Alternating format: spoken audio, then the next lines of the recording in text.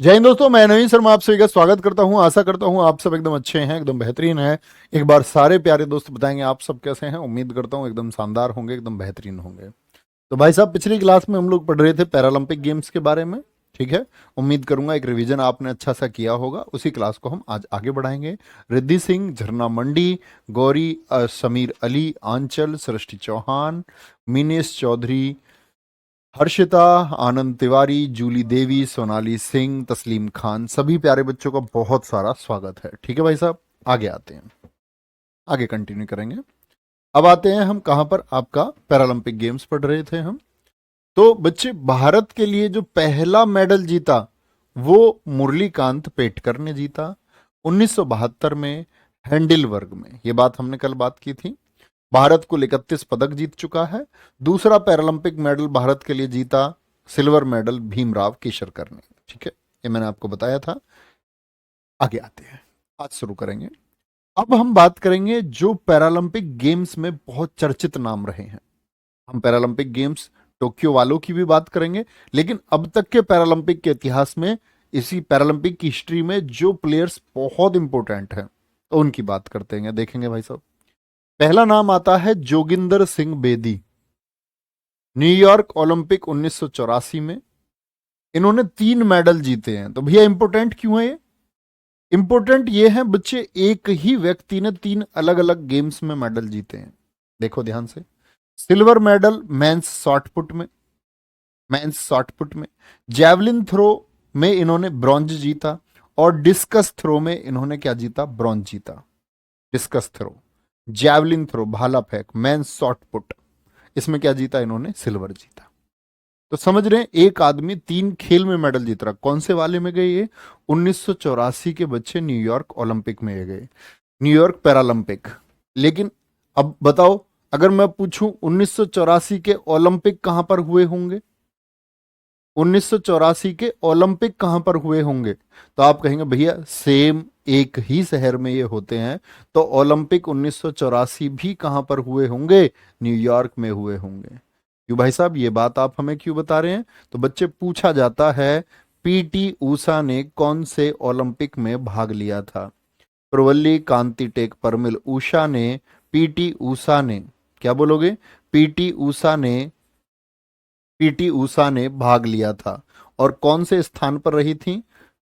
PT Usha ने भाग लिया था 0.2 के अंतर से बच्चे, इनका चौथा स्थान रहा था ओलंपिक में, पैरालंपिक में नहीं, ओलंपिक में। इनाम बड़े पूछे जाते हैं। जैसे मिल्खा सिंह भी चौथे स्थान पर रह गए थे 1960 का, वो रोम ओलंपिक था। कहीं किनारे पे लिख सकते हैं, पूछा गया मिल्खा सिंह जी ने कौन से ओलंपिक में पार्टिसिपेट किया था, तो रोम के ओलंपिक थे बच्चा। कहां पर? 1960 के, इटली में हुए थे। दोनों चीजें हमको पता होनी चाहिए। ठीक है जी, बात समझे? तो अलग अलग फॉर्मेट में 3 मेडल जीतने वाले कौन है? जोगिंदर सिंह बेदी हैं। क्या बोलोगे? जोगिंदर सिंह बेदी हैं। ठीक है, आगे। देवेंद्र झाझरिया, ये रहे भाई साहब। जैवलिन थ्रो, भाला फेंक में देखो कितनी लंबी जर्नी है इनकी, और फील किया करो ये चीजें। 2004 एथेंस में गोल्ड जीता। 12 साल बाद तक तैयारी करते रहे, कोई मेडल नहीं मिला। अच्छा कोई खिलाड़ी होता अपनी तैयारी को छोड़ देता है, छोड़ देता है। वो ये कोशिश करता है कि भाई अब नहीं हो पा रहा, अब छोड़ देते, लेकिन 12 साल बाद फिर से गोल्ड। ये बात बताती है बच्चे हमको कंटिन्यूटी के बारे में, कि हम अगर आशा रखते हैं, खुद पर विश्वास रखते हैं, और हम कंटिन्यू करते हैं, तो चीजें हमारे फेवर में होती हैं। और 2020 में भी भाई साहब फिर से चमके, जो टोक्यो में फिर से इन्होंने क्या जीता है? आपका रजत पदक जीता है। तो जोगिंदर सिंह बेदी क्यों महत्वपूर्ण है? क्योंकि अलग अलग फॉर्मेट में, डिस्कस थ्रो में, शॉर्ट पुट में, जैवलिन थ्रो में, ये जैवलिन थ्रो के खिलाड़ी हैं। ठीक है, राजस्थान के हैं बच्चे। और कहानी है बच्चे, अगर आप समझ सकते हैं, पैरालंपिक का मतलब हर दिव्यांग की एक कहानी है। अगर हम कहें हमारे, तो आपके हाथ और पैर सलामत होते हुए भी हम सोचते रहते हैं भैया जी कैसे होगा, भैया जी ये कैसे करें, भैया जी मन नहीं लग रहा पढ़ाई में, भैया जी डिस्ट्रैक्शन हो जाता है, एकाग्रता नहीं रह पाती। बच्चे ये आशा के केंद्र हैं। 8 साल के थे, पेड़ पर चढ़कर खेल रहे थे, 11,000 वोल्टेज की लाइन ने इनको टच कर लिया, और ये कहते हैं कि मैं तो ऐसी हालत में पहुंच गया कि मैं मर गया हूं, मैं मर जाऊंगा। उस एक हालत में लोगों ने हॉस्पिटल पहुंचाया, डॉक्टर ने इनका लेफ्ट हैंड कट कर दिया, बायां हाथ इनका काट दिया। लेकिन इसका मतलब जिंदगी, मेरे दोस्त, अगर कोई विषम परिस्थिति आ जाती है जो आपके फेवर की स्थिति नहीं है, उसका मतलब ये नहीं होता कि जीवन का अंत हो गया। तो परेशान नहीं होना, हमेशा क्या हौसला रखना है। ठीक है, ये देवेंद्र झाझरिया जी की कहानी हमें बताती है। Mariyappan Thangavelu mains high jump के खिलाड़ी हैं। देखो 2016 में रियो, पिछले वाले पैरालंपिक में गोल्ड जीता, और इस बार भी, मतलब 2 लगातार मेडल दिए हैं, 2016 में भी, 2020 में इनका रहा रजत। कौन है? मरियप्पन थंगावेलु है। ठीक है भाई साहब, कोई दिक्कत? बहुत बढ़िया, बहुत शानदार। हाँ बिल्कुल, आगे चले जी। मरियप्पन थंगावेलु को बिल्कुल मिला राजीव गांधी खेल रत्न पुरस्कार। वो हम खेल पुरस्कार पढ़ेंगे आपका अवार्ड्स में ही, चिंता ना करें। वेरी गुड अनुराग शुक्ला। चलो भाई, बच्चे गुमान हैं, मुझे पता है आप लोग उस गलत पेज को पढ़ लेते हैं। दीपा मलिक पैरालंपिक पदक जीतने वाली पहली भारतीय महिला हैं। किसमें? शॉर्ट पुट कैटेगरी में इन्होंने सिल्वर जीता था रियो में 2016। तो पहला मेडल महिला कौन है जीतने वाली? तो बच्चे मैं आपसे अब क्वेश्चन करूंगा, ओलंपिक में पहला मेडल कौन सी महिला ने जीता था? पैरालंपिक में तो हमने जान लिया कि जी कौन है, दीपा मलिक हैं। मैं पूछूं आपसे भाई साहब, ओलंपिक में पहला किसने जीता था? पहला मेडल कब जीता था? वीडियो दिखाई आपको बाकायदा, सन 2000 में सिडनी में। क्या बोलोगे? 2000 में सिडनी में भाई साहब, वेट लिफ्टिंग में। किसमें? वेट लिफ्टिंग में आपका कर्णम मल्लेश्वरी जीती थी। कौन थी? कर्णम मल्लेश्वरी जीती थी। कोई दिक्कत, कोई परेशानी? चलो जी, फटेंगे। रवि कुमार जी कह रहे हैं सर जी क्या सभी प्रश्न आपके नोट से ही पूछे जाएंगे? बच्चा बिल्कुल जरूरी नहीं है, मैं ऐसी कोई श्योरिटी कभी बच्चों को नहीं देता, ठीक है, कि भाई सब कुछ मेरे नोट से पूछा जाएगा। एसएससी की जीएस बच्चे अनसर्टेन रही है, लेकिन मैं एक विश्वास बच्चे को दिलाता हूं कि कहीं भी इस दुनिया में कोई पुस्तक, कोई किसी के नोट्स या किसी की क्लासेस हैं, उन सब से बहुत ज्यादा तुमको मिलेगा। सब कुछ मिलेगा इसकी गारंटी नहीं दे सकता, और वो एक झूठ होता है। और एक अध्यापक होके तुम झूठ बोलो। मैं कभी इंट्रोडक्टरी वीडियो में भी इस तरह की बातें नहीं करता कि सब कुछ मिल जाएगा, नहीं। जब ये बैच की इंट्रोडक्टरी वीडियो आई तब भी मैंने कहा कि मैक्सिमम हम प्रयास करेंगे और मैक्सिमम चीजें हमको मिलेंगी, लेकिन हम कह दें 100% तो वो एक झूठ होगा। मिलने को मिल जाए वो बात अलग है, लेकिन मैं ऐसी श्योरिटी नहीं दे सकता बच्चे। वो एक झूठ हो सकता है कल, और झूठ हमको नहीं बोलना चाहिए। मैं तुमसे कहता हूं ना हमेशा, सच अकेला दहाड़ता हुआ शेर है। सच को खुले मैदान में छेड़ दो, सच को खुले मैदान में छोड़ दो, वो अपने आप सबसे लड़ लेगा, अपने आप फाइट कर लेता है। लेकिन झूठ के लिए बच्चे बचाव करना पड़ता है आपको फिर। ठीक है, टोक्यो पैरालंपिक 2020 की बात करते हैं। एक तो मुझे बताओ, टोक्यो ओलंपिक की बात हमने की या नहीं? हाँ जी कर ली। तो टोक्यो ओलंपिक में कितने मेडल हमने जीते थे? 1 गोल्ड जीता था, 2 सिल्वर जीते थे, और 4 ब्रॉन्ज जीते थे। उनकी भी बात हमने कर ली थी। ठीक है, अच्छा, टोक्यो पैरालंपिक 2020 भारत का अब तक का सर्वश्रेष्ठ प्रदर्शन रहा। सर्वश्रेष्ठ प्रदर्शन कैसे भैया? यानी हमने मेडल्स ज्यादा जीते। ठीक है, शुभंकर क्या रहा इसका? सोमेटी रहा। मैंने बताया था हर गेम का एक मैस्कॉट होता है। पहली रैंकिंग इसमें चीन की रही, भारत की रैंकिंग 24 रही। अब मैं पूछूंगा प्यारे दोस्त, ओलंपिक में भारत की स्थिति कौन सी थी? भारत कौन सी पोजीशन पर था ओलंपिक में? तो वो भी आपको बताना होगा। ठीक है, यह पैरालंपिक 16वें थे, ओलंपिक 32वें थे जो टोक्यो में हुए थे। थीम सॉन्ग इसमें था, एक गाना चला, कर दे कमाल तू, और लेखक और गायक हैं उसके संजीत सिंह, जो एक क्रिकेट के दिव्यांग खिलाड़ी हैं। संजीत सिंह ने लिखा था कर दे कमाल तू। हिमांशु रोहेला जी, बहुत अच्छा आंसर आपने दिया है बच्चे, वेरी गुड। किस आपका, बहुत गजब, बहुत शानदार। Very good. 48, 48वां स्थान बच्चों ने बताया है। कुछ बच्चे लिख रहे हैं 9वां स्थान था, कुछ बच्चे 45वां लिख रहे हैं, अपने पास से लिख रहे हैं बच्चे। इसका मतलब आप रेगुलर क्लास नहीं करते हैं। रेगुलर क्लास करते तो कल का आप लोग रिवीजन करते तो जरूर होता अच्छे से। प्लीज रिवीजन किया करो, अच्छे से रिवीजन किया करो, ठीक है भाई साहब। ऐसा ना करो यार, ऐसे तो चीजें बेकार हो जाएंगी नहीं पढ़ोगे तो। टोक्यो पैरालंपिक 2020 भारत का अब तक का सर्वश्रेष्ठ प्रदर्शन रहा। जैसे मैंने बताया था, ओलंपिक में मिराई तोवा था, यहाँ पे सोमेटी, चीन, भारत 24। कुल खिलाड़ी इसमें भारत के गए 54। ठीक है। आपका पैरालंपिक 16वें क्रम के थे। थीम सॉन्ग कर दे कमाल तू, और किसने लिखा? संजीत सिंह ने लिखा। ठीक है, बहुत बढ़िया। नहीं शिवम, कोई आवश्यकता नहीं है सर, मैंने एमटीएस में नोट्स बनाए थे तो सीएचएसएल में कुछ देख लिया करो।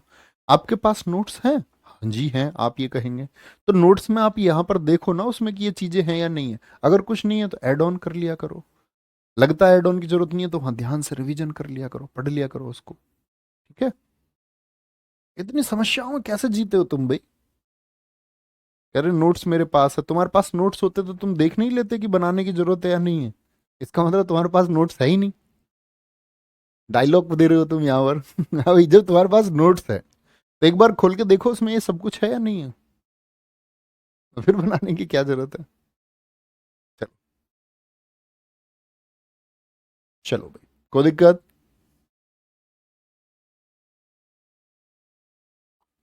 दीक्षा वेरी गुड।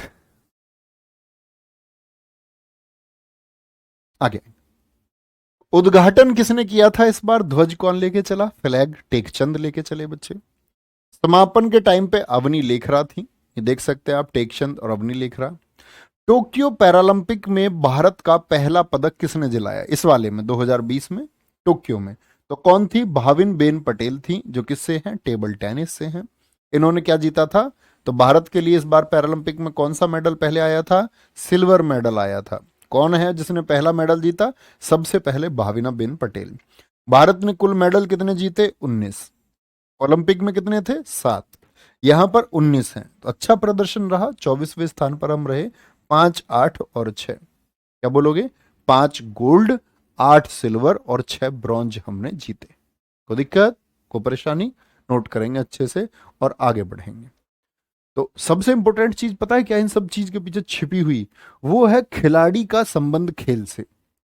जैसे आपसे पूछ ले भाविन बेन पटेल का संबंध किस गेम से है, तो टेबल टेनिस से है। क्या बोलोगे? टेबल टेनिस से। आपसे पूछ ले बच्चे अवनी लेखरा का संबंध किससे है? शूटिंग से है, शूटिंग से। टेकचंद का संबंध किससे है? आपका गोला फेंक से। ठीक है, बहुत बढ़िया। सर जब दिव्यांग थे तो क्रिकेट के खिलाड़ी कैसे थे? बच्चा दिव्यांगों का भी क्रिकेट होता है, दिव्यांगों का भी क्रिकेट होता है, ब्लाइंड लोग भी क्रिकेट खेलते हैं। कोई दिक्कत? आ गया।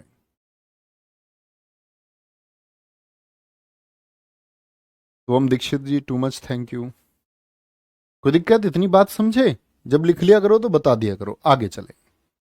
अब किसी भी गेम में जब गोल्ड कोई जीतता है तो वो सबसे इंपॉर्टेंट बात हो जाती है, उनका जिक्र करना जरूरी है। जैसे ओलंपिक में एक गोल्ड आया, नीरज चोपड़ा। अब बात करते हैं, 5 गोल्ड जीते हमने, क्या बोलेंगे? 8 सिल्वर जीते, तो 5 गोल्ड की बात, इनसे क्वेश्चन पूछा जाएगा। तो अवनी लेखरा जी का जिक्र करेंगे। अवनी लेखरा जी शूटिंग 2 पैरालंपिक जीतने वाली एकमात्र महिला है। 2 पैरालंपिक मेडल जीतने वाली एकमात्र महिला। 10 मीटर में इन्होंने गोल्ड जीता है बच्चे, और 50 मीटर में इन्होंने ब्रॉन्ज जीता है। इनकी भी बच्चे अपनी लाइफ की बड़ी कहानी है। 11 वर्ष की थी तो दिव्यांग हो गई, व्हील चेयर पर आना पड़ गया, और व्हील चेयर को ऐसे माना जाता है कि अब कुछ नहीं कर पाएगा, लेकिन अवनी लेखरा जी को इनके पिताजी ने प्रोत्साहित किया, इनकी फैमिली ने इनको मोटिवेट किया कि आप गेम में कुछ अच्छा कर सकती हो। तो शुरुआती दौर में तो ये आर्चरी में थी, और देखो यहां पर भी हमको सीखना चाहिए। शुरुआती दौर में ये बच्चे तीरंदाजी में थी, इनके फादर चाहते थे कि ये तीरंदाजी आर्चरी में अपना कैरियर बनाए। शुरुआत में इन्होंने तीरंदाजी सीखी भी, लेकिन उसको छोड़ दिया। फिर ये आई, इन्होंने अपना फ्यूचर देखा किसमें? शूटिंग में। तो यहां पर हमारे जीवन में सीखने की बात दोस्त ये है कि आपको ये चुनाव कर लेना चाहिए कि आपका फील्ड है या नहीं। सबसे पहली बात, सबसे पहली चीज क्या है कि हमको ये चुनाव कर लेना है कि ये हमारा फील्ड है या नहीं है, या हम किसी के कहने से, किसी के प्रेशर से हम बस चल दिए हैं और ये हमारा फील्ड नहीं है। तो जब आपका फील्ड नहीं होगा बच्चे, तो आप 100% नहीं दे पाते हो, फिर आप एफर्ट नहीं दे पाते हो। भारतीय जो बच्चे ज्ञान परंपरा है, उसमें अपने लक्ष्य को पाने के लिए दो चीजों का जिक्र किया गया है। दो चीजों का जिक्र है, जिसमें से एक चीज है आपकी सन्यास और एक चीज है योग। सन्यास का मतलब आप सब लोग समझते होंगे कि घर छोड़ के भैया कहीं चले जाना, सन्यासी बन जाना, नहीं। सन्यास का मतलब होता है, सन्यास का मतलब होता है किसी चीज को वेरीफाई करना, उसके पीछे के सत्य को देखना। जैसे आप पढ़ रहे हो बैठे बैठे और कभी कभी ध्यान कहीं और चला जाता है, तो हमारी सन्यास परंपरा ये कहती है कि आपका ध्यान जहां जा रहा है, फिर आपको पता चलता 10 मिनट के बाद, यार तू पढ़ने बैठा था, क्या किन बातों में लग गया है, क्या सोचने लग गया है। कभी दिमाग में इंस्टाग्राम आ रहा है, कभी कुछ आ रहा है, कभी किसी लड़की की तस्वीर आ रही है दिमाग में, क्या कर रहा है। तो आप खुद को वापस लेके आते हो। लेकिन हमारी सन्यास परंपरा ये कहती है कि आप जाओ, ऐसे नहीं, लेकिन आप ये देख लो, एक बार उस सत्य को देख लो कि तुम्हारा दिमाग जो तुम्हें इंस्टाग्राम की तरफ, पबजी की तरफ, किसी गेम की तरफ, किसी सोशल साइट की तरफ, किसी रिलेशन की तरफ लेकर के जा रहा है, क्या ये सच में बेनिफिशियल है।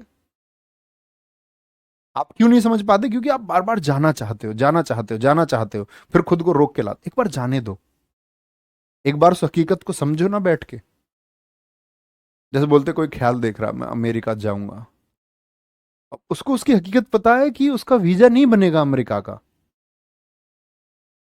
तो ये परंपरा है। तो एक बार उस दिमाग को ओपन तरीके से सोचने दो कि ये चीज बेनिफिशियल है या नहीं है, या हम ऐसे ही सोच रहे हैं बस बेवजह, कोई अर्थ नहीं है। तो तब उसको हकीकत मिलती है।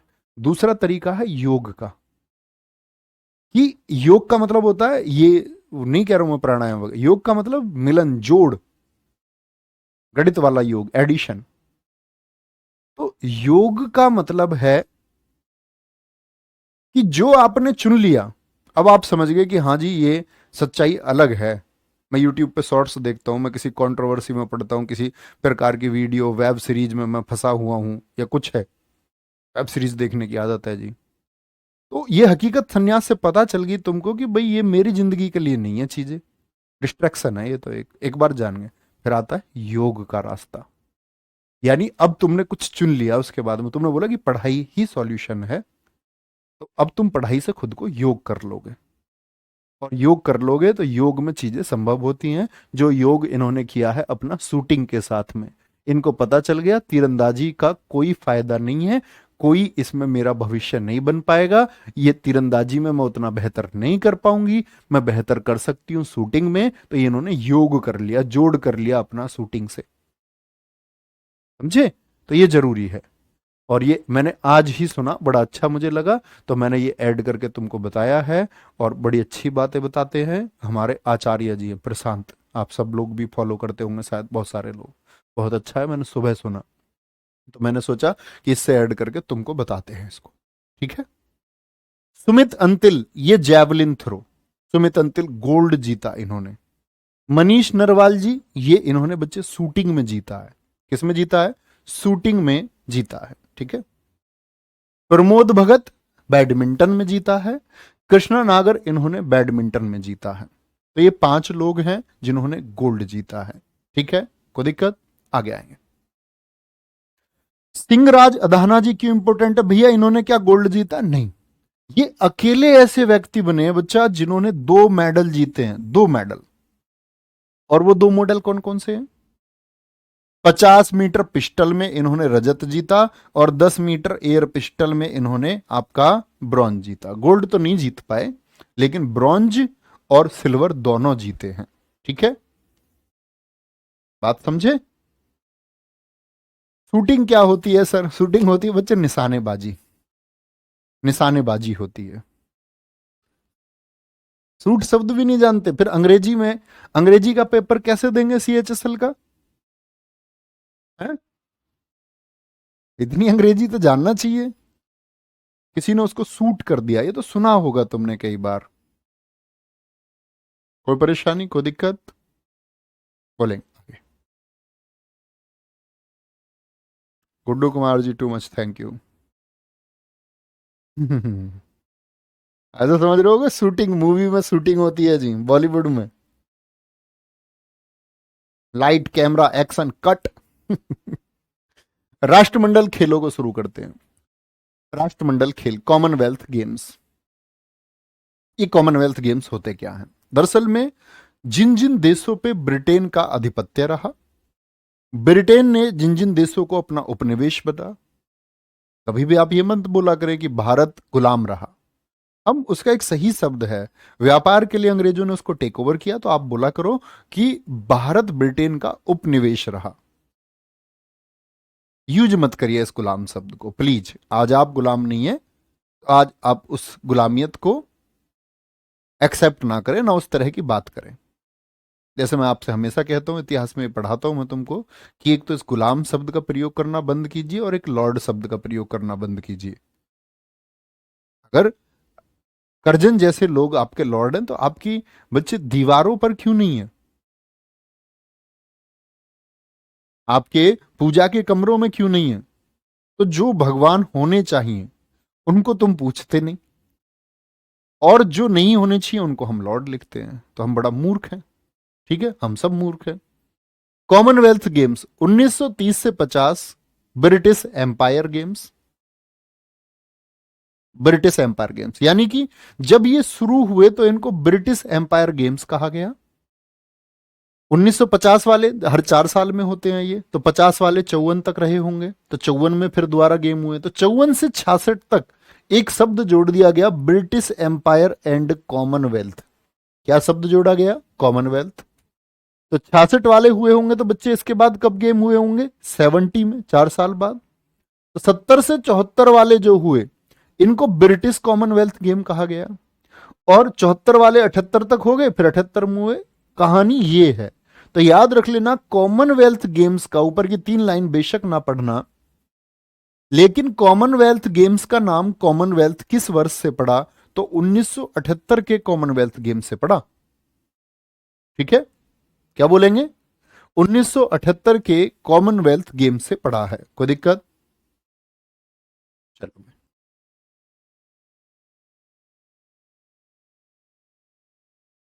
प्रैक्टिस सेट में सर ईस्ट इंडिया कंपनी का पर्सन लाओ। लाएंगे बच्चा, सारी चीजें लाएंगे, हर एक चीज कवर हो जाएगी उसमें। ठीक है, वेरी गुड श्रेया, बहुत अच्छा किया है आपने बच्चे। मैंने किताबों से लॉर्ड कट कर दिया है जी। ठीक है, बहुत अच्छा है। आगे आएंगे बच्चा, पूजने के लिए इतना कुछ है। पृथ्वी है जिसकी वजह से आप लोग जी पाते हैं। आप भगवान सूर्य को कितना पूजते हो? पूजना चाहिए। उनकी वजह से जीवन है, ये पूरा जो सौर चक्र है उन्हीं की वजह से संभव है। इतने बड़े बड़े भगवान आप लोगों के पास हैं। पवन है, उनके बच्चे पवन पुत्र हैं। इतना कुछ आपके पास पूजने को है। सबकी अपनी आस्था है। अभी जैसे मैं हिंदू हूं, तो मैं उस हिंदू आस्था के अनुसार आपको बताऊंगा। किसी भी धर्म की कोई एक आस्था होती है जिसकी वजह से लाइफ में आपको कुछ मिल पा रहा है। अब मान के चलो वायु की वजह से जीवन संभव है ना, तो वायु को क्यों ना पूजे? वरुण, जल की वजह से जीवन है, जल को क्यों ना पूजे? वृक्षों की वजह से जीवन है, तो वृक्ष को क्यों ना पूजे? तो जिसने आपको ये जीवन दिया है, उसके लिए आपको बच्चे कृतज्ञ रहना होगा। एक्स वाई जेड वो कोई भी हो। इसीलिए तो माता पिता को पूजते हैं। आपका जीवन किसकी वजह से है? माता पिता की वजह से। इसलिए उनका स्थान ऊपर है। ठीक है, और बाकी आपका अपना चुनाव हो सकता है, कोई कोई भी एक्स वाई जेड। वर्तमान समय में राष्ट्रमंडल में 54 सदस्य देश हैं। कॉमनवेल्थ में कितनी कंट्रीज हैं? 54। 54 कंट्रीज है। 54वां देश है मालदीव। मालदीव। भैया फिर आपकी किताबों में लॉर्ड क्यों लिखा हुआ मिलता है? बच्चा किताबें मैं नहीं लिखता, मैं लिखता तो नहीं लिखा हुआ मिलता तुमको। किताबें बुक टीम के द्वारा लिखी जाती हैं, और जैसे हम उनको एक कंटेंट दे देते हैं। मान के चलो स्टैटिक की किताब है, उसमें जो स्टैटिक वाला पोर्शन मैंने पढ़ाया है उसमें कहीं नहीं लिखा मिल सकता। लेकिन मान के चलो पॉलिटी का उन्होंने कुछ एड ऑन किया कि भाई इंपॉर्टेंट आर्टिकल्स डाल देते हैं, इंपॉर्टेंट घटनाएं, तो वो उनका एंड हो गया। तो लिख दिया, और मैंने उनको स्पेशली मना किया। बहुत जगह वो लिखने से बचते हैं लेकिन फिर भी लिख देते हैं, क्योंकि एक टीम में 10 लोग हैं, किसी के नया रिक्रूट हो गया, उसको कुछ काम दे दिया। अब हर एक व्यक्ति को रोज रोज नहीं बताया जा सकता, तो ये उस वजह से होता है कई बार, है ना। उसके लिए रियली सॉरी। वर्तमान समय में राष्ट्रमंडल में 54 सदस्य देश हैं। राष्ट्रमंडल खेल सबसे पहले 1930 में हैमिल्टन कनाडा में आयोजित हुए। मोस्ट इंपोर्टेंट है, सबसे ज्यादा पूछा जाता है। क्या भारत ने इस वाले राष्ट्रमंडल में भाग लिया था? नहीं जी, नहीं जी। दूसरे राष्ट्रमंडल खेल कहां पर हुए? लंदन में। पहले वाले कहां पर? पहले वाले हैमिल्टन में हुए, कनाडा में हुए। अर्जुन सेन कह रहे हैं सर लुसेंट में मेंबर 53 बता रखे। बच्चा वो एक पुराना कंटेंट होगा, वो मॉडिफाइड हो जाएगा, ऐसी कोई बात नहीं है। 54वां देश मालदीव है, तो 54वां देश हो गया। ठीक है, बहुत बढ़िया, बहुत शानदार। आगे आएंगे। भारत ने 1934 में दूसरे राष्ट्रमंडल खेलों में भाग लिया। भारत ने किससे पार्टिसिपेट किया? दूसरे, यानी कि जो लंदन में हुए हैं, लंदन में हुए हैं, ठीक है, भाग लिया। प्रथम राष्ट्रमंडल में भाग नहीं लिया था, और दूसरे वाले में कितना? सिर्फ एक ब्रॉन्ज जीता था, सिर्फ एक ब्रॉन्ज, एक सिल्वर मेडल। दो ओलंपिक खेलों के मध्य आयोजित होता है। होते कितने साल में ये? 4 वर्ष में। तो दो ओलंपिक खेलों के मध्य कैसे? तो जैसे मैं कहूं तुमसे 2016 में ओलंपिक हुए थे, कहां पर भैया? रियो में हुए भाई साहब। 2020 में जो 21 में हुए, वैसे क्या बोलोगे? टोक्यो में। तो मैं आपसे बोलूं इनका बीच कहां बनेगा? तो किस साल में? जैसे अब अगले ओलंपिक होंगे 2024 में, तो कहां पर बीच बनेगा? तो आप कहेंगे भैया इसका मिडिल 2018 में कॉमनवेल्थ हुए होंगे। भैया जी 2022 में कॉमनवेल्थ हुए होंगे या नहीं हुए होंगे? तो इस तरह से दो ओलंपिक खेलों के मध्य आयोजित होता है। ठीक है, दो ओलंपिक खेलों के मध्य, नोट करेंगे। ठीक है। मुकेश कुमार जी कह रहे हैं सर 1947 से पहले भारतीय एथलीट जाते थे, अब ब्रिटिश भी। वो ब्रिटिश इंडिया के लोग जाते थे, ना ब्रिटिश ना इंडिया, ब्रिटिश इंडिया के लोग उनको कहते थे हम। स्लाइड कट रही है सर। कौन सी स्लाइड कट रही है भाई? देखो फोन में चेक करके एक बार देखेंगे। इसको कैमरे को देख लो, कैमरे की शायद क्वालिटी ठीक नहीं है। हाँ मैंने कल भी देखा था, 3 बजे के प्रैक्टिस सेट को मैं देख रहा था बाद में, उसमें भी एक किनारा कट रहा था। नहीं ये इसमें तो खाली है जगह, अगर पूरी रहे तो दिख रहा है क्या? हाँ चेक करना एक बार। ठीक है जी, बात समझे? कोई दिक्कत? आगे आएंगे। नेक्स्ट। सबसे ज्यादा बार मेजबानी ऑस्ट्रेलिया ने की है। मेजबानी का मतलब होस्ट कंट्री, जहां पर कॉमनवेल्थ गेम सबसे ज्यादा हुए हैं। ठीक है। सबसे कम उम्र की महिला जिसने बच्चे आपका गोल्ड मेडल जीता है कॉमनवेल्थ में, मनु भाकर हैं। 16 वर्ष की उम्र में इन्होंने स्वर्ण पदक जीता था 10 मीटर एयर राइफल में। 10 मीटर एयर राइफल में। 22वें जो राष्ट्रमंडल खेल हुए ये 2022 में हुए। ठीक है, बर्मिंगम में हुए, इंग्लैंड में हुए। मोस्ट इंपोर्टेंट मार्क करना, 22वें राष्ट्रमंडल खेल कहां पर आयोजित हुए थे? 22वें 22 में ही हुए। 21वें आपका 2018 में हुए थे। ठीक है,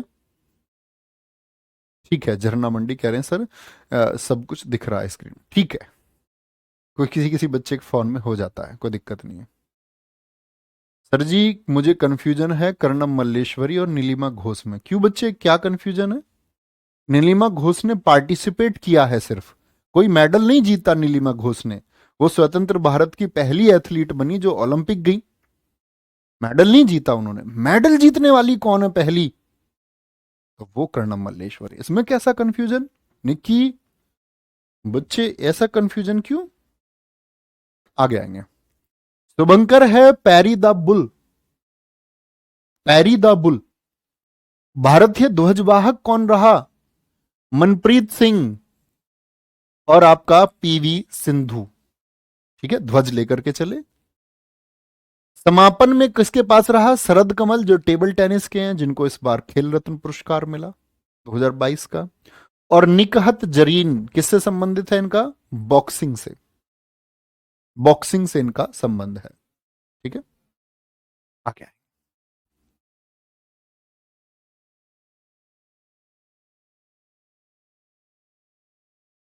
जूली देवी एकदम ठीक है।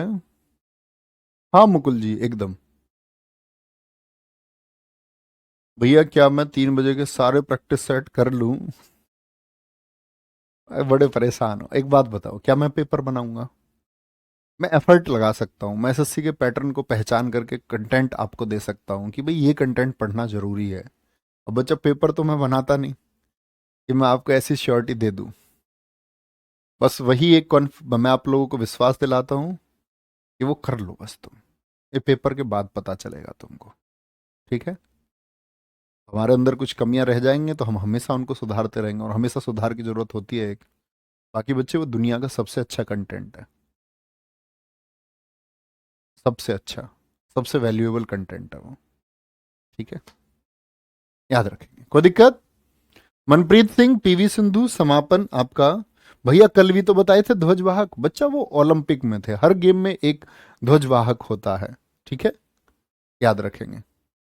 एक बच्चा पूछ रहा है सर क्या 2030 के गेम्स हैमिल्टन में होंगे? हाँ, क्योंकि इन गेम्स को 100 साल होने चले जाएंगे। भाई 1930 में पहली बार हैमिल्टन में हुए, कनाडा में। तो अब ये कह रहे हैं कि जैसे ही इनको 100 साल हो, यानी 22 वाले हो गए, 26 के और 30 के, तो 2030 वाले कह रहे हैं कि 100 वर्ष हो जाएंगे इन गेम्स को, तो इनको फिर से हैमिल्टन में कराएंगे। बहुत अच्छा। आगे आएंगे, पदक तालिका। सर जी वैसे मैं कमेंट करता नहीं हूं, लेकिन मैं समझ गया आप यूपीएससी की तैयारी कर रहे हैं। नहीं बच्चा, मैं कोई, मेरे भाई यूपीएससी की तैयारी नहीं कर रहा हूं। ना मैंने कभी फॉर्म इसके लिए भरा, और ना मैं कभी भरूंगा, नेवर। ठीक है फॉर्म भी नहीं भरूंगा। आगे, पदक तालिका, मेडल टेबल। पदक तालिका से मतलब है बच्चे मेडल किस किस को मिले हैं 2022 में। देखना बच्चे ध्यान से, तो शुरू वाले 4 देखो। सबसे पहले तो भारत को देखो, भारत की स्थिति कौन सी थी? 4th प्लेस पर है। 4th प्लेस पर कितने जीते हमने? 22 गोल्ड जीते, 16 बच्चे सिल्वर जीते, 23 ब्रॉन्ज जीते, और कुल मिलाकर के हमारे मेडल भाई साहब कितने हुए? 61 हुए। क्या बोलेंगे? 61 हुए। ठीक है, आगे आएंगे। पहले स्थान पर कौन रहा? पहले वाले को भी पढ़ लीजिए। ऑस्ट्रेलिया। गोल्ड कितने हैं? सिर्फ गोल्ड पढ़ लेना, 67। टोटल नहीं पूछा जाएगा कभी भी। तो पहले स्थान पर कौन रहा? आप कहेंगे ऑस्ट्रेलिया रहा। और चौथे स्थान पर कौन रहा? इंडिया रहा। ठीक है, हाँ अंकित कुमार जी बिल्कुल ठीक बात ठीक है, तो भारत के कितने, सिर्फ ये नोट करना है, बाकी ये टेबल मत लिखने लग जाना सारी। ऑस्ट्रेलिया 67 गोल्ड, 57 ब्रॉन्ज, 54, वो भी पढ़ने की जरूरत नहीं है। भारत की रैंकिंग देखो, चौथे स्थान पर रहा, और इसके मेडल लिखें। आगे आएंगे। अब जब हमने ये 61 मेडल जीते, तो सबसे ज्यादा किस खेल में मेडल हमने जीते? सबसे ज्यादा, तो सबसे ज्यादा हमने बच्चे रेसलिंग में जीते, 12 पदक। कुश्ती में हमारे सबसे ज्यादा पदक आए। ठीक है, पहला पदक हमने जीता रजत पदक। ये कौन बच्चा है बार बार लिख देता है सर जी लुसेंट में ये लिख रखा, सर जी लुसेंट में 26 दे रखा है। बेटा आप लुसेंट रख के बैठे क्यों हो एक बात बताओ, जब मैं क्लास बता रहा हूं, जब मैं क्लास में यहां बता रहा हूं, तो वो लिखा करो, वेरीफाई कर लिया करो। अब मैं, कोई बच्चा कुछ लेके बैठ जाए, बोले जी अरिहंत में ये लिख रहा है, कोई बोले लुसेंट में ये लिख रहा है। क्या ही मतलब है इन बातों का? एक सही चीज को आप कर ले, कहां पर क्या लिखा हुआ है वो मैं करेक्शन कराने लग जाऊंगा तो फिर क्या अर्थ है मेरा? लिखेंगे। सर जी मैंने अभी टेबल नहीं लिखी है, वह इतनी देर लिखनी थी टेबल को। भारत चौथी स्थान, उसके मेडल, ऑस्ट्रेलिया का आपका टोटल मेडल, बस। सर्वाधिक पदक किसमें जीते हमने? कुश्ती में। पहला पदक कौन सा आया? संकेत सागर ने जीता। जैसे मैंने आपको बताया था अभी पीछे, भाविना बेन पटेल ने जीता टेबल टेनिस में पहला मेडल। तो पहला मेडल इंपोर्टेंट हो जाता है। पहला पदक, रजत पदक किसने? संकेत सागर ने, वेट लिफ्टिंग में। पहला स्वर्ण पदक किसने जीता राष्ट्रमंडल कॉमनवेल्थ खेलों में? आपका मीराबाई चानू ने 49 किलोग्राम। कौन सी कैटेगरी में? वेट लिफ्टिंग में 49 kg में। बॉक्सिंग में निकहत जरीन ने, बाकी स्वर्ण पदक बता रहा हूं। पैरा पावर लिफ्टिंग में सुधीर ने। तो भैया ये याद करने पड़ेंगे, हाँ जी। याद रख लेना, जब भी खेल और खिलाड़ी से क्वेश्चन आया ना भैया, खेल और खिलाड़ी से कभी भी रीजनिंग तक में पूछ लेता है, एक खेल दे देगा, एक खिलाड़ी दे देगा, समानुपात लगा के दो दे देगा आगे। इस तरह क्वेश्चन आप करते होंगे एनालॉजी के। तो जो ये खेल और खिलाड़ी के क्वेश्चन कहां से बनते हैं जी? तो बच्चे जो नए चमकते हुए खिलाड़ी हैं, जिन्होंने देश के लिए मेडल जीते हैं, हमेशा क्वेश्चन उनसे बनेगा, ऑलवेज। ठीक है। तो निकहत क्वेश्चन ये इंपॉर्टेंट नहीं है कि इन्होंने क्या जीता, इंपॉर्टेंट है निकहत जरीन का संबंध किस खेल से है? बॉक्सिंग से। सुधीर किस खेल से जुड़े हुए हैं? पैरा पावर लिफ्टिंग से जुड़े हुए हैं। लिखेंगे और बता देंगे, तब चलेंगे आगे। सर पावर लिफ्टिंग क्या होता है? पावर लिफ्टिंग बच्चे वेट लिफ्टिंग का ही एक हिस्सा है। ठीक है। जैसे वेट लिफ्टिंग में हम वेट हेड से ऊपर लेके जाते हैं, आपका पावर लिफ्टिंग में वेट को नीचे से उठाया जाता है, जैसे डेड लिफ्ट होता है, ऐसी पावर लिफ्ट उसी का एक पार्ट है। चलो जी, कोई दिक्कत?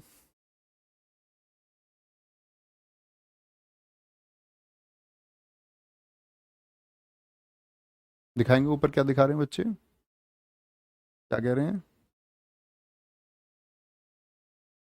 सर जी एमटीएस में आया था, इंडियन प्लेट का निर्माण कैसे, आपने पढ़ाया नहीं कभी।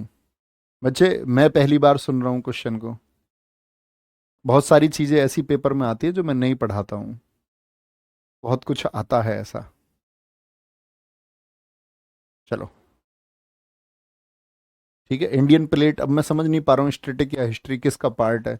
इंडियन प्लेट, अब प्लेट निर्माण या तो ज्योग्राफी का होगा, जो प्लेटलेट सिद्धांत है, या फिर कौन सी प्लेट की बात आप कर रहे हैं, किस तरह से क्वेश्चन आया। रियली सॉरी अगर मेरी वजह से आप नहीं कर पाए तो आपको ऐसा लगता है।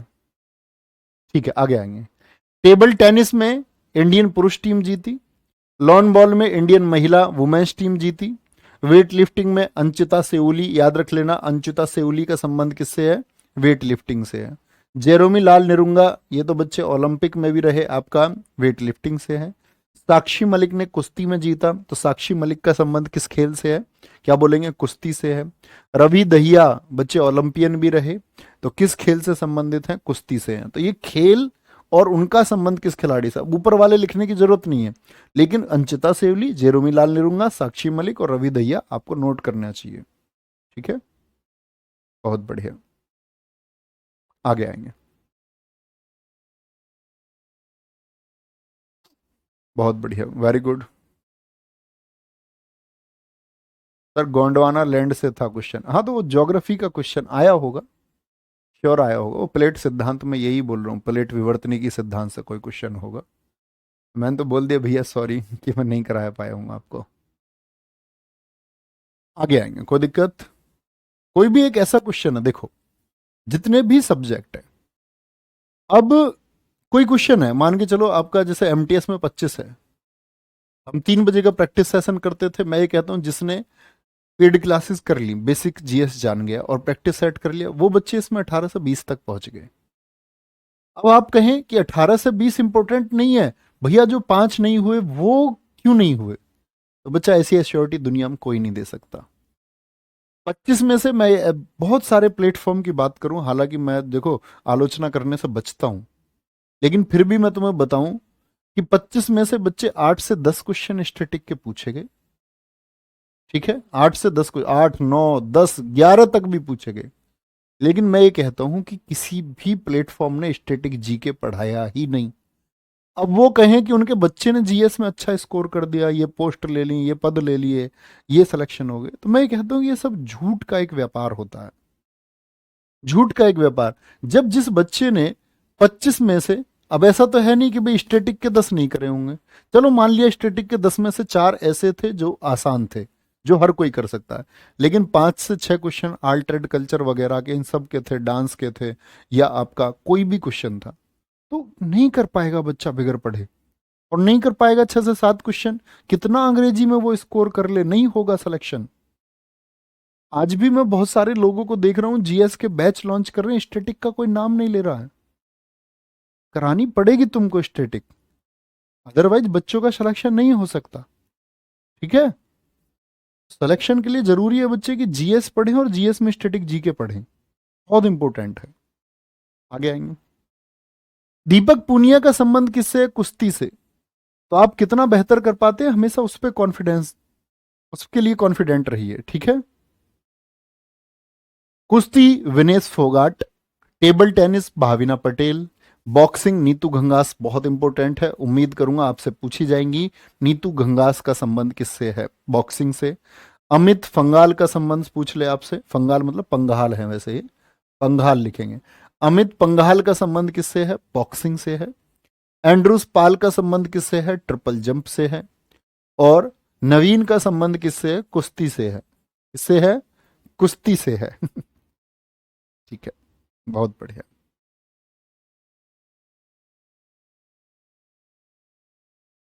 बहुत बढ़िया जी, बहुत शानदार। Very good. अजय कुमार जी, बहुत थैंक यू आपको, आपकी मेहनत की वजह से।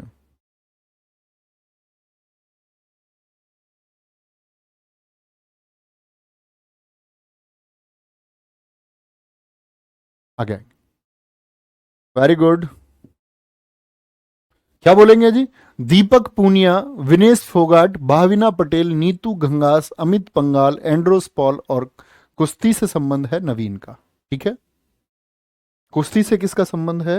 नवीन का संबंध है, लिखेंगे तब आगे बढ़ेंगे भैया। बहुत बढ़िया। साक्षी साक्षी मलिक 58 kg का क्या मतलब? बच्चा इस वेट कैटेगरी में वो लड़ी हैं, तब उसका वजन, उनका वजन ये रहा 58 किलो, जब इन्होंने ये मेडल जीता है। उसको बोलते हैं वेट कैटेगरी। ठीक है, बहुत बढ़िया सर। मेरे एमटीएस में बजरंग पूनिया पूछे गए थे। हाँ जी, पूछे जाते हैं। कुश्ती से कौन है आपका? बजरंग पूनिया है। ये तो चर्चित खिलाड़ी है, इंपोर्टेंट लिखने की जरूरत नहीं है, सब जानते हैं। मिक्स्ड टेबल टेनिस में श्रीसेत और क्या बोलो श्रीजेश और शरत ने, आपका जो शरत अंचत कमल हैं, उन्होंने मिक्स्ड टेबल टेनिस में गोल्ड जीता। तो पूछा जाएगा शरत का संबंध किससे है? श्रीजेश का संबंध किससे है? टेबल टेनिस से। पीवी सिंधु बैडमिंटन से है। बैडमिंटन से लक्ष्य सेन है। कोई बचा क्या 2023 में पेपर? एमटीएस में 2-3 बार पूछा गया, सीएचएसएल 2023 2-3 बार पूछा गया, एसएससी जीडी 2-3 बार पूछा गया। मैंने पहले ही कहा था ये पूछे जाएंगे। एक तो मैंने कहा था सात्विक को, एक चिराग शेट्टी को और एक इसको, बैडमिंटन को भर भर के पूछा गया। ठीक है जी। टेबल टेनिस से सात्विक और चिराग इतनी बार पूछे गए हैं, सिर्फ ये दो खिलाड़ियों से इतनी क्वेश्चन बने, हद से ज्यादा। टेबल टेनिस से कौन है? सरतनचत कमल। इनको तो हम बार बार पढ़ ही रहे हैं, मैं प्रैक्टिस सेट में जिक्र कर रहा हूं आपसे कि 2022 का क्या खेल रत्न पुरस्कार इनको मिला है। ठीक है, बहुत बढ़िया। Very good. ठीक है, राजा राम एकदम सही करते हैं। सर मैं यहाँ ध्यान से सुनता रहता हूँ, नोट्स पीडीएफ से तैयार करते हैं। ठीक है, ये तरीका कोई दिक्कत नहीं है। हाँ, सेम वेट में तो कुश्ती लड़ेंगे, ऐसा थोड़ी यार 30 किलो को 100 किलो से लड़ा देंगे कुश्ती। चलो, वेरी गुड वेरी गुड, शाबाश। Alka, very good. आगे चलेंगे, आगे आएंगे। सर इनके मेडल कौन से? बच्चा ये सब गोल्ड मेडल जीतने वाले। अलका, इन सब ने गोल्ड मेडल जीते हैं, हम हमेशा गोल्ड मेडल वाले खिलाड़ियों का जिक्र कर रहे हैं। भारतीय महिला क्रिकेट टीम में कौन आपका, कौन सा मेडल है? ये इंपोर्टेंट मेडल है, ये गोल्ड के अलावा बता रहा हूं मैं आपको। महिला क्रिकेट टीम यानी क्रिकेट था कॉमनवेल्थ में, हाँ जी। भारतीय महिला क्रिकेट टीम ने रजत पदक जीता है, जिसकी कप्तान रही हरमनप्रीत कौर। कल प्रैक्टिस सेट में मैं तुम्हें बता रहा था हरमनप्रीत सिंह का संबंध किससे है। तो सिंह यानी है माने हॉकी, और हरमनप्रीत कौर माने की कै माने क्रिकेट। पहली बार भारतीय महिला क्रिकेट टीम ने कॉमनवेल्थ गेम में भाग लिया। ठीक है, कॉमनवेल्थ गेम में भाग लिया है। वेरी गुड, बहुत शानदार।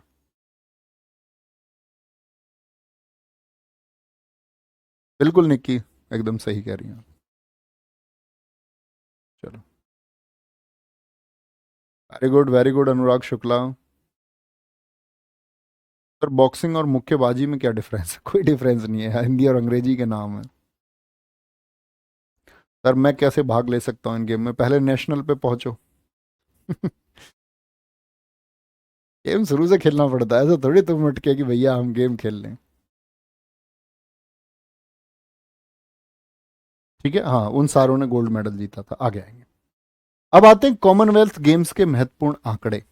ठीक है, कल की क्लास को हम यहाँ से कंटिन्यू करेंगे कि कॉमनवेल्थ की गेम में मतलब किसने सबसे पहले मेडल जीता, किसने सबसे पहले गोल्ड मेडल जीता, ये सारी चीज़ें हम पढ़ेंगे। ठीक है, बहुत थोड़ा हम पढ़ते हैं बच्चे, इंपॉर्टेंट है सब कुछ, बहुत महत्वपूर्ण है आपकी परीक्षा के लिए, हर रोज रिवीजन किया करो। और जब सैटरडे संडे मिलते हैं ना, तो तब अपना पिछला वीक का रिवीजन कर लिया करो। ठीक है, ध्यान रखा करो अपना बहुत सारा, अपनी हेल्थ का ख्याल रखो, और अपना सारा टाइम प्यारे बच्चे वो स्टडी को दे दो, क्योंकि बहुत लंबा समय आप लोगों के पास नहीं है कि आप तैयारी करते रहें, फिर आगे तैयारी करना ना। किसने आपको कह दिया कि यही आपका अंत है? खुद को ऐसे सेटिस्फाई मत करो ये कह करके कि यही मुझको निकालना, इसको जल्दी से निकालो, फिर आगे की तैयारी करो, आगे बढ़ो। वो तुम्हारी मर्जी है, तुम आगे तैयारी करो या ना करो, लेकिन एटलीस्ट इसको जल्दी से करो।